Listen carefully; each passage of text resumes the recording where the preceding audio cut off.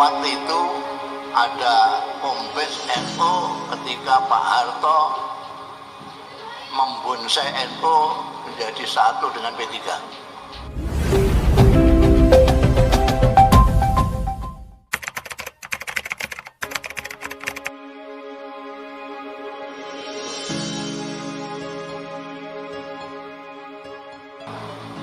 Kalau tadi ada diceritakan tentang apa namanya khitoh kembali ke tahun 26, itu sebetulnya bukan kembali ke 26, ya khitoh Nahdlatul Ulama. Kalau kembali ke 26 itu NU waktu jadi partai Pak Hamid tahun 74 itu ada Kombes NU ketika Pak Harto membonsai NU menjadi satu dengan P3, lalu Kombes mengeluarkan itu tadi, kembali ke khitoh 26. Artinya biar yang dibonsai itu hanya politiknya saja, pendidikannya dan lain sebagainya masih tetap seperti khitoh 26. Tapi kalau yang khitoh Nahdlatul Ulama, putusan Munas kemudian dikukuhkan dalam Muktamar Nahdlatul Ulama Situbondo, itu konsepnya diawali dari pecinta NU. Ada grup 24 ini menunjuk tim 7 ini ketuanya Gus Dur. Ini yang kemudian membuat draft tentang khitoh Nahdlatul Ulama dan program-program kegiatan Nahdlatul Ulama. Dan itu di Munas Situbondo disepakati, di Muktamar dikukuhkan lagi. Seperti yang dikatakan Ketua Nahdlatul Ulama tadi, Kiai Yahya Khalil, di Muktamar Situbondo Gus Dur bukan sengaja, bukan kebetulan, Gus Dur memang didorong oleh semua orang untuk menjadi ketua pada waktu itu, untuk membuka wawasan Nahdlatul Ulama. Ketika itu Gus Dur bilang cukup 1 periode untuk membuka wawasan NU ini, sehingga nanti akan kita lihat pada zamannya Gus Dur itu khitoh Nahdlatul Ulama itu jelas ditulis di situ bahwa Nahdlatul Ulama itu khidmahnya bukan untuk orang Islam, apalagi untuk NU saja, tapi untuk masyarakat, untuk manusia.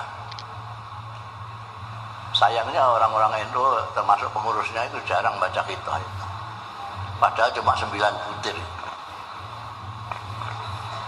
Dan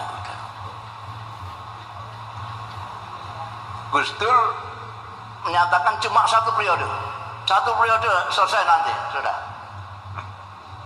Tapi beliau lupa kelakuannya orang NU itu kalau sudah seneng.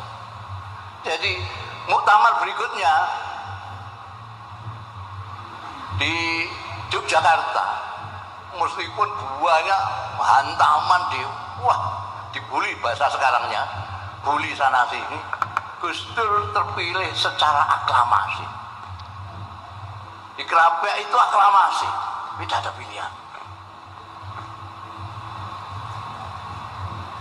Kemudian Gus Dur setelah itu ini nuruti wong NU 1 periode, bariku wis sakularen.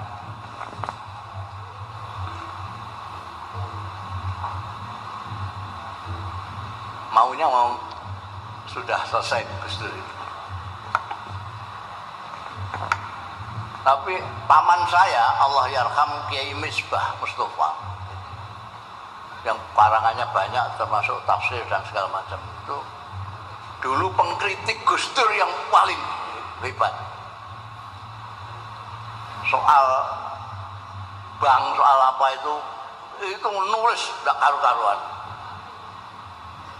pokoknya ngeritik belitnya Gus Dur. Kiai Misbah orangnya apa terus terang langsung aja. Ketika mendengar Gus Dur mau berhenti, Kiai Misbah datang ke rumah Keletah itu.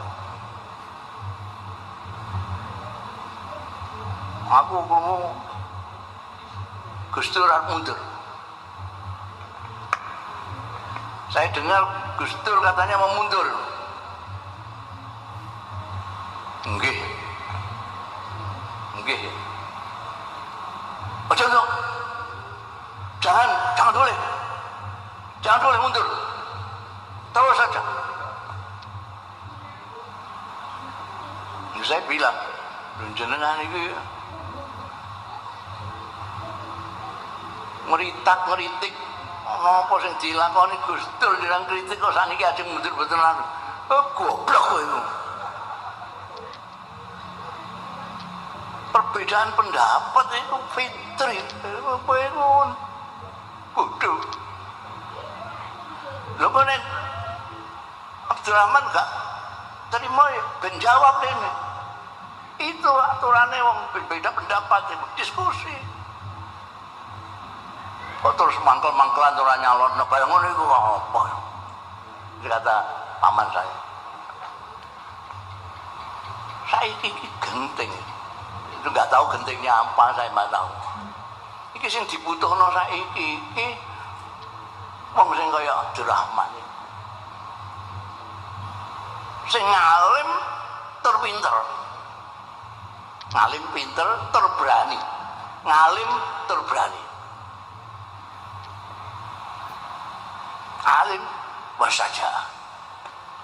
Nek ngalim tok ora wani jereh. Iki engko ora iso apa ora iso apa. Gak ono gunane iki kok. Iki kok ning ngarep.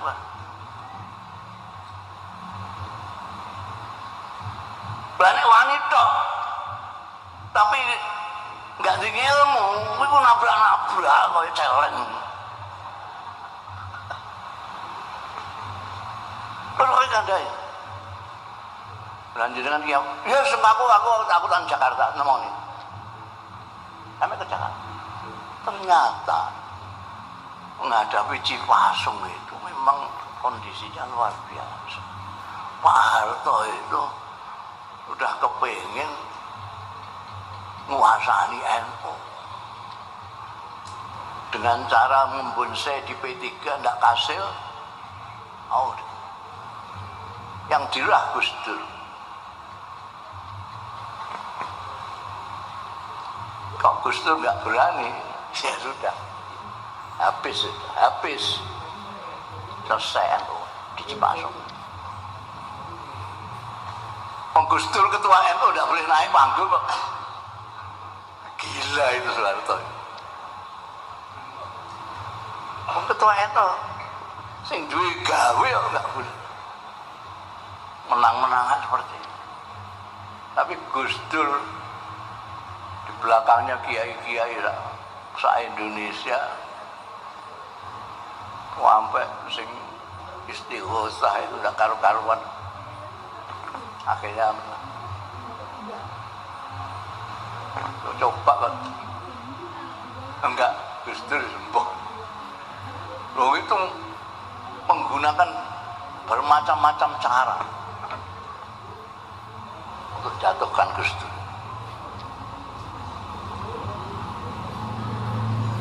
Dan kemudian ternyata Gus Dur berhasil menyelamatkan NU, meskipun habis itu masih tetap ada ontran-ontran yang tidak berarti, karena NU ini memang didirikan oleh orang-orang yang mukhlis, ya, orang-orang yang ikhlas, yang tidak punya pamrih apa-apa. Jadi hati-hati kalau dengan NU, wani-wani sekualat, enang kualat. Apa meneh wani NU, wani Gus Dur wis kualate double-double. Sampai ada kiai yang nyateti iki lho sing kualat-kualat iki. Sampai kalau mau daftarnya ini, tanya Gus Yasin ini, Gus Yasin punya catatan. Orang-orang yang kuat, jadi jangan. Jadi pembaruan NU terutama dari segi pembukaan wawasan orang NU yang selama ini hanya mengurusi dirinya sendiri menjadi mengurusi orang banyak. Dari memikirkan NU sebagai ghoyah tujuan hidup hanya sebagai wasilah untuk kepentingan Indonesia.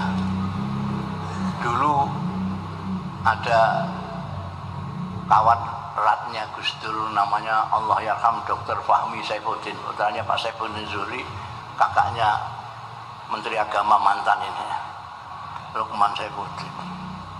Dua orang ini mempunyai pikiran yang sama bahwa NU bukan hanya bisa untuk berkhidmah memberikan manfaat kepada bangsa Indonesia, tapi untuk dunia.